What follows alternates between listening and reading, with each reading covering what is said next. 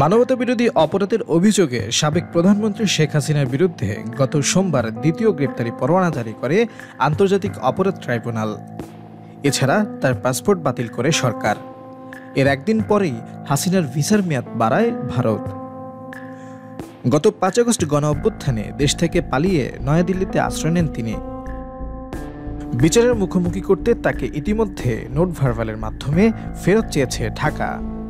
তবে ফেরতের কোনো প্রক্রিয়া শুরু না করে উল্টো তার ভিসার মেয়াদ বাড়িয়েছে দিল্লি।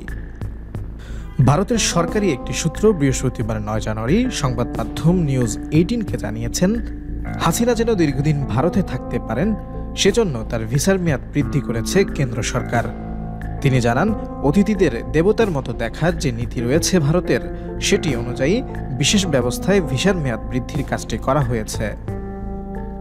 সূত্রটি জানিয়েছে, ১৯৭৫ সালে তার বাবা শেখ মুজিবুর রহমান সেনা সদস্যদের হাতে নিহত হওয়ার পর দীর্ঘদিন তিনি ভারতে অবস্থান করেন। গত বছরের জুলাইয়ে কোটা সংস্কার আন্দোলন শুরু হয়। তবে শান্তিপূর্ণ এই আন্দোলনে নিষিদ্ধ ঘোষিত সংগঠন ছাত্রলীগ ও আইনশৃঙ্খলা বাহিনী হামলা চালালে গত ১৬ জুলাই রংপুরের বেগম রোকেয়া বিশ্ববিদ্যালয় ছাত্র আবু সাইদের গুলিবিদ্ধ হওয়ার ভিডিও ছড়িয়ে পড়লে এটি হাসিনা বিরোধী আন্দোলনে রূপ নেয়। আন্দোলন দমাতে কয়েকশো মানুষকে গুলি করে হত্যা করা হয়। কিন্তু তা সত্ত্বেও গত ৫ আগস্ট সাধারণ মানুষ হাসিনার সরকারি বাসভবনে ঢুকে পড়েন। জনরোষ থেকে বাঁচতে ওই দিন পালিয়ে দিল্লি চলে যান শেখ হাসিনা।